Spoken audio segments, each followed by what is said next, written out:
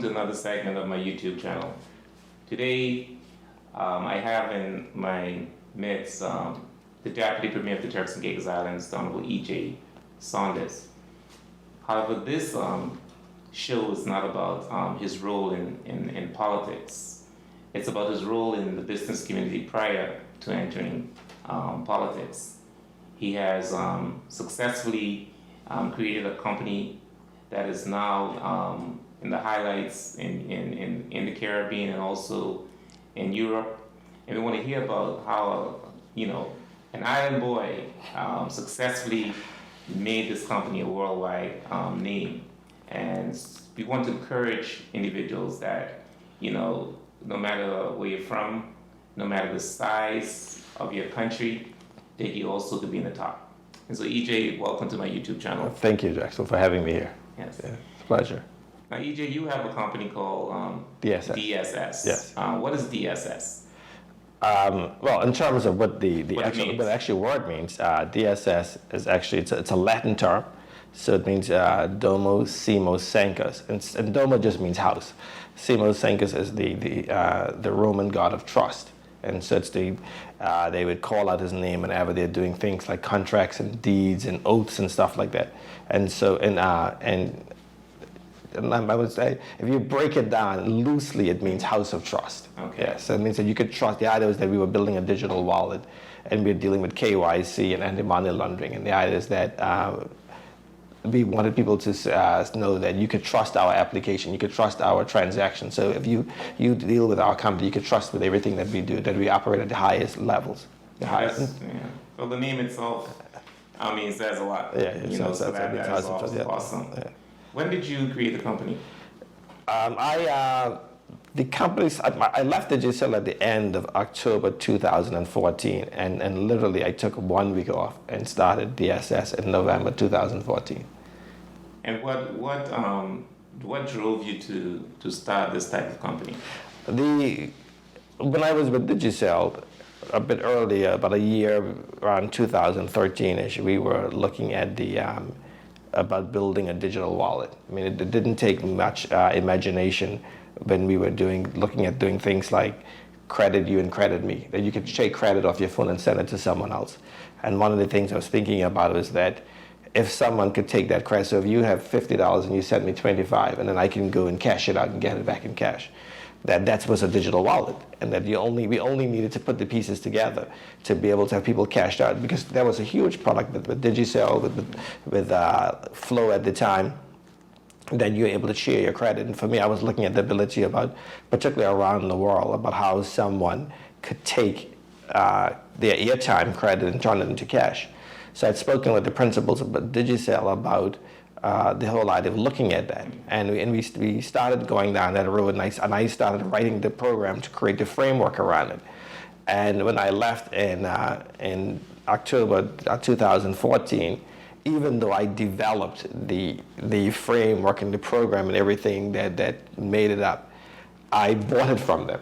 It was I developed it, came from my own brain and everything, but when I spoke with the patent lawyer, he said if you develop it while you were working with Digicel, you should add up your time, take your hourly rate. We weren't on hourly rates, but I took my monthly salary, divided it back down by however many hours, and then came up with an hourly rate, and then multiplied it back by how many hours I spent on it. And it was a significant amount of money, but when I left, I paid them for it. I paid to take the technology with me.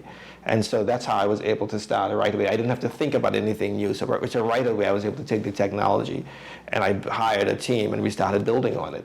And so that was the digital wallet. And we realized also that we have to know who our customers were.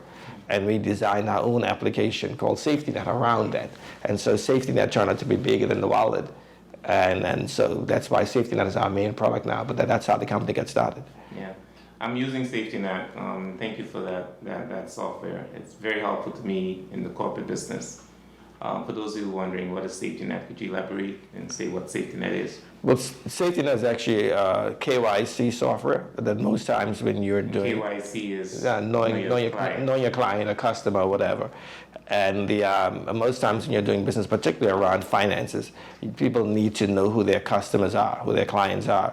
And SafetyNet allows them to do a background check very quickly on the person or the entity of any businesses you're doing. But we like to call it KYX, means that whatever it is, your customer, your vendors or whatever, if you need to do background checks on them, you can do it.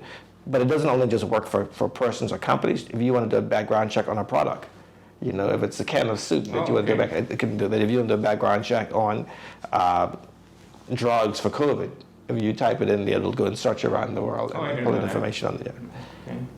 So EJ, how does this work? I mean, you have this company, you're right in Turks and Caicos, you develop the product, and where are your employees based, and how are you able to coordinate all of this?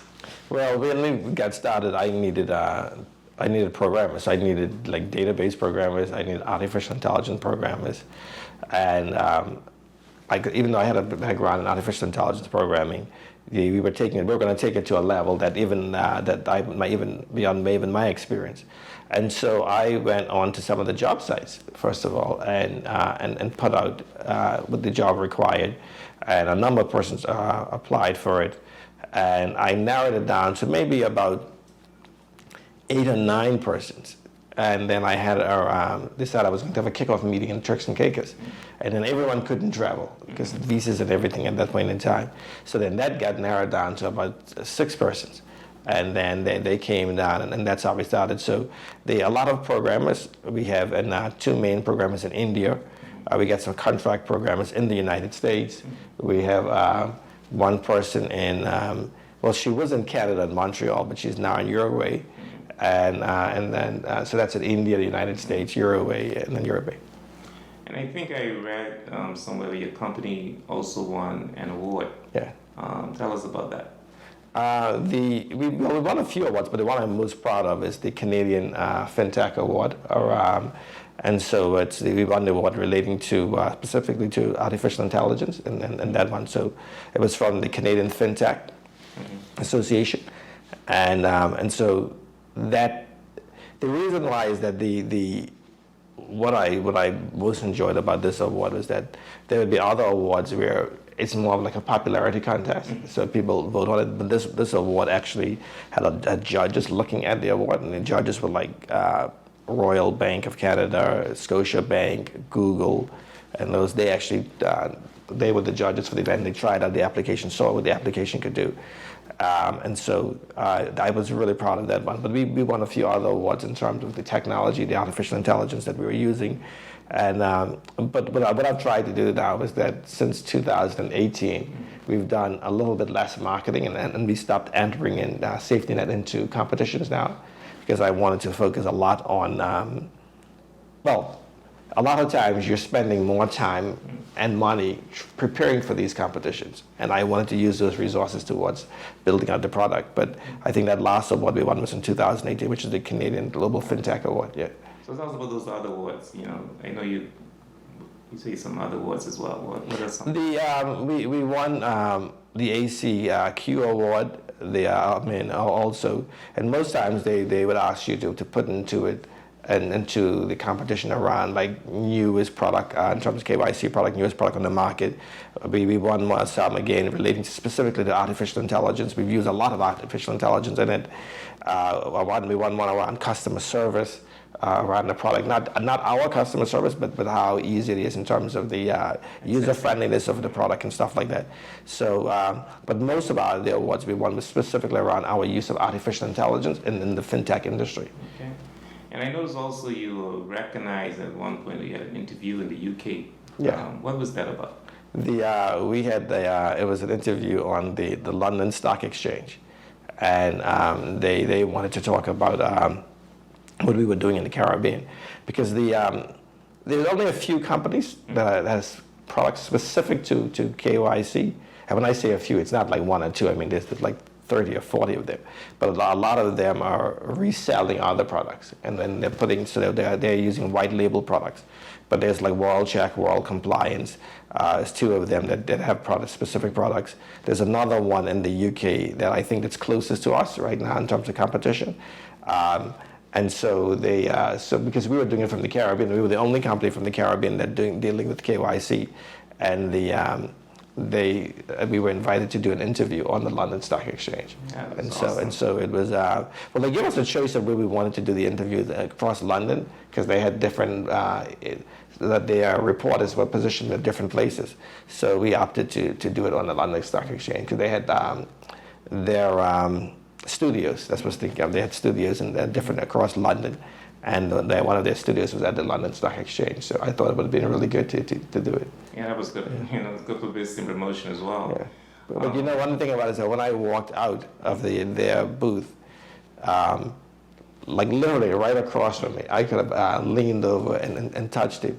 It was Niles Rogers. I don't know if you remember Niles Rogers, who was one of the people, you remember when Amanyara first started being built, and they were talking about building a music studio? He was like a big, great music producer, and he was coming to the Turks and Caicos. He's the one who produced the Maui concert when they were here for the Millennium concert. You remember when they were down at where Ramada was?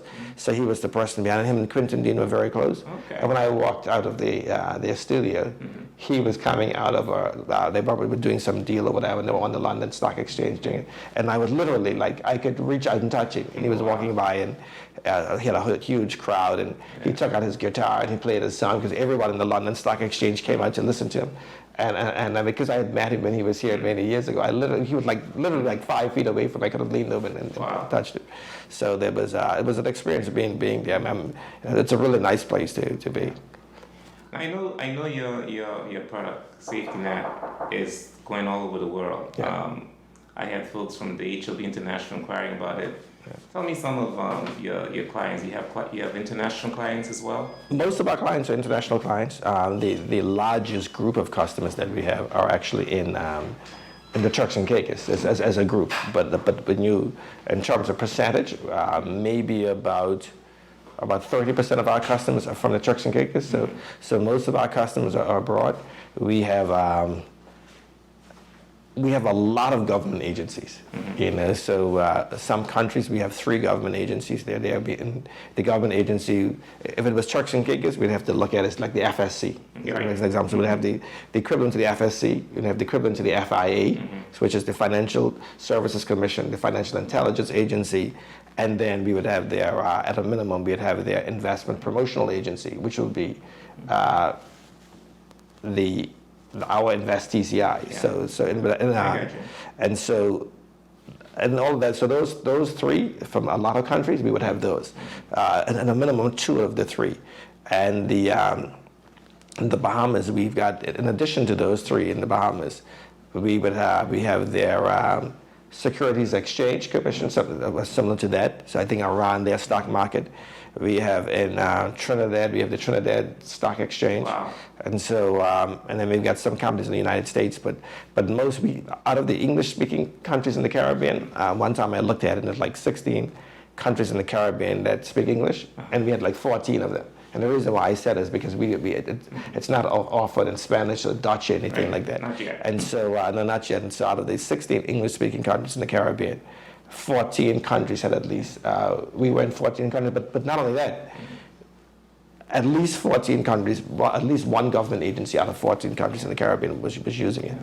And, you know, everybody that used the product, I haven't seen any negative reviews. Everything is positive, I mean, on the product. Well, we made a huge upgrade about 2 years ago that I never rolled out, because we have a sister product, and it's called KYCDB. It's a database just around KYC. We've never launched it. I actually thought it was state of the art 2 years ago. Still excited by it. But when I got into politics, I never got the chance to market it. And so I know the team, because I don't do the day-to-day running of it, of course, but the team is planning another big upgrade that I'm excited about in terms of the intelligence of it and how we get the data and everything. Yeah. So how do you feel? I mean, you launch this product. This product now is a worldwide, product. You have customers throughout the world. How do you feel about it? When you launch it, did you expect this? Well, to be honest, I think we probably was a little bit behind what I wanted to do, because I wanted to take the product to a point where we did a fundraising, and we had angel investing, and we had then Series A, Series B round of financing. So, And we were very close to having closing around of financing. We would already. I wanted to do it in the Caribbean, and there was an angel group out of Jamaica that had already said yes. It said yes.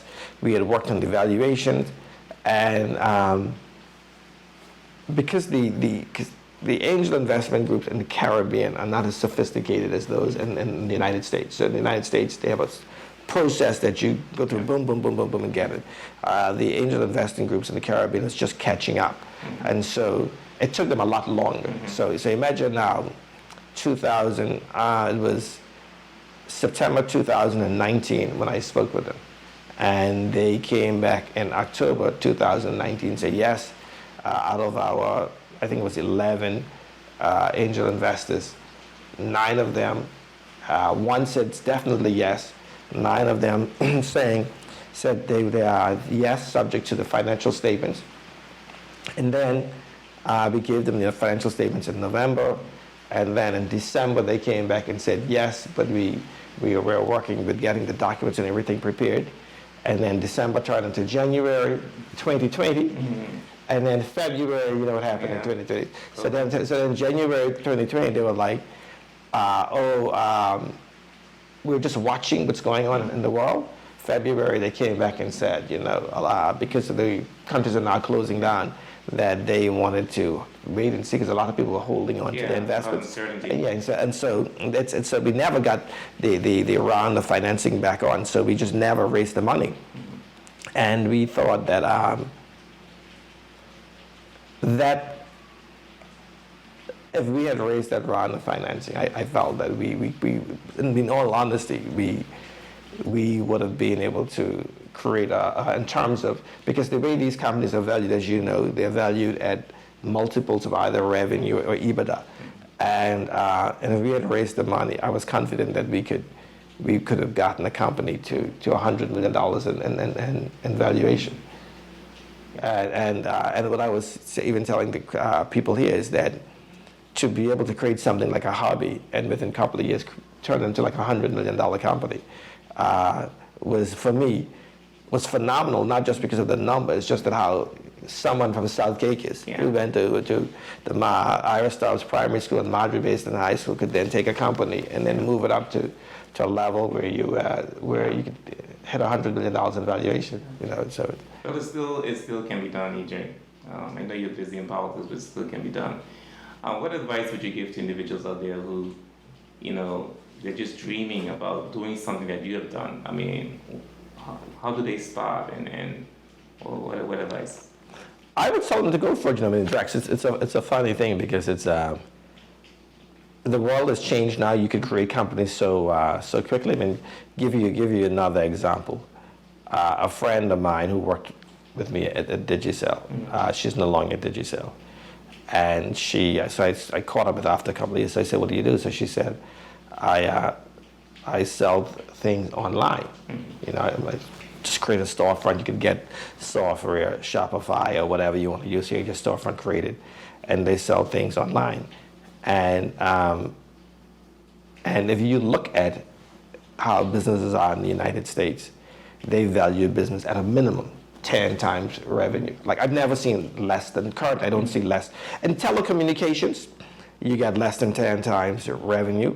Less than even 10 times EBITDA. But in terms of e-commerce, I've never seen less than 10 times revenue valuation. So for those who are listening, it means that if you take your revenues and multiply it by 10, that's the value they'll give you for your company. So if your company is doing $100,000 a year in revenue, and you're in the United States, particularly if it's tied to e-commerce, they'll say you have $1 million company. And this girl who was running her software, her selling products, physical products, but selling it over the internet, would have had a company that was worth more than $10 million. Wow. I mean, and just in the blink of an eye, because they just selling stuff online, where people are putting in orders online. And then the idea is that if you go and tell someone now that someone with any little education can then turn a company into a $10 million company. I mean, I know another friend of mine who was shopping around an idea that I didn't think was going to to do well. Same thing, selling it online, physical product online. Today has a $200 million product. A company, and I'm not making this up, like $200 million company. And I'm certain, she probably still owns maybe, in terms of shares, maybe about $50 million worth of it, so probably still about 25% of the company. But within 2-3 years, it went from zero, from an idea to a $200 million company. Another friend of mine who created Touch Bistro, the point of sale system. I mean, if you hear the idea of, I wouldn't talk about it today, but how Touch Bistro started as an idea and where it started. And he was saying to me, oh man, let's turn this into a product. And I'm like, man, I don't want to be in point of sale systems. Can't see point of sale systems going off. And he went back to Canada. And I remember when he raised $8 million to invest in the company. And today, if you look at our Touch Bistro as a company, is worth more than $500 million.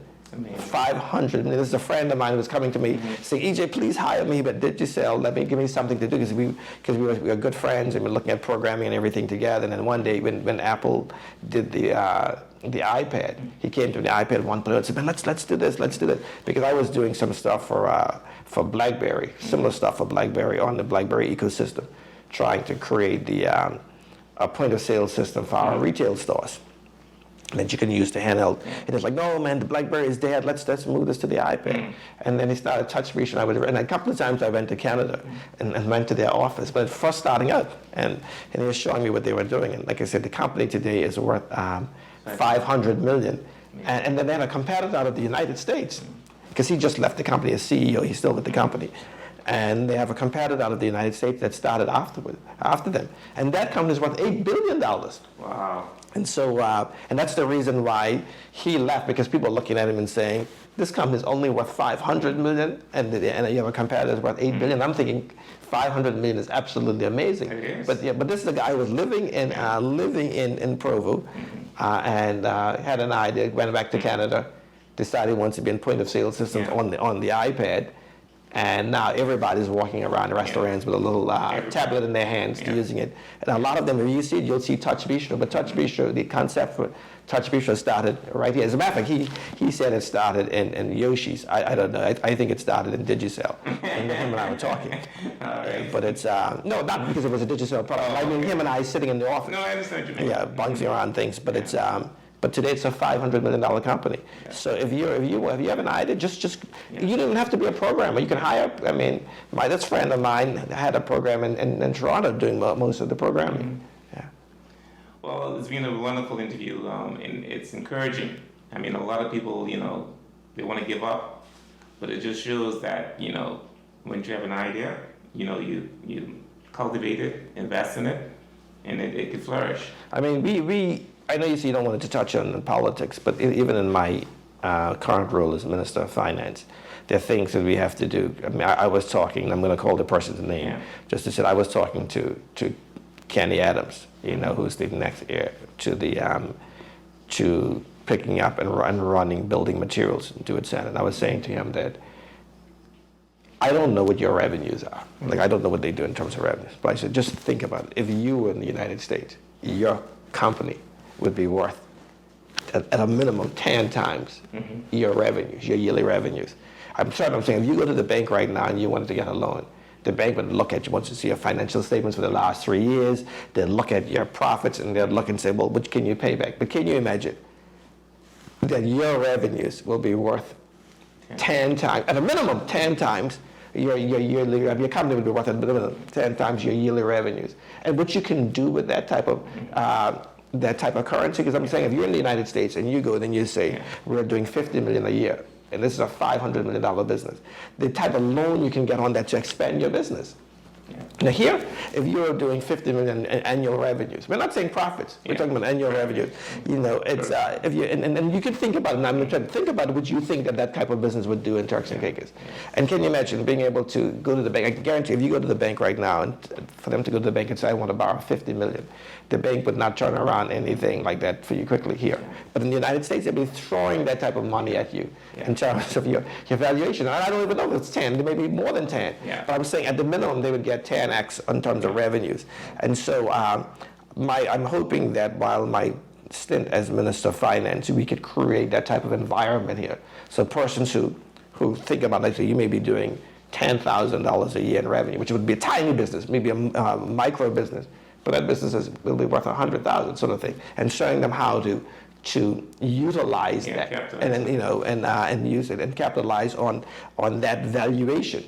We have to create the right ecosystem here in Turks and Caicos to do it, but that's how you expand. You're absolutely right. A guy like you would be a billionaire. I received that. Well, EJ, we've come to the end of our interview, and I just want to thank you for this opportunity. I don't have any closing remarks, but I appreciate the time.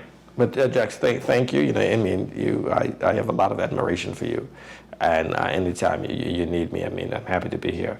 But when it comes in terms of business, I want to make the next 4 years or 3 years and a half, whatever we have left, making the time for business, small business, but not all businesses here, but the idea is to uplift everyone. I want everyone to look back at the end of this and think, wow, we really flourished, and we during the next 4 years.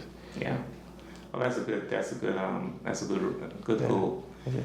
Well, you've been watching actually my YouTube channel. Thank you for watching. I'm here with Honorable E.J. Saunders talking about his business, how he came from, basically nothing to something big, and I think he'll even get bigger. And I hope that this encourages you that whatever idea you have, just go for it. Make it happen. Anything is possible. Remember to subscribe to my YouTube channel. Thank you very much.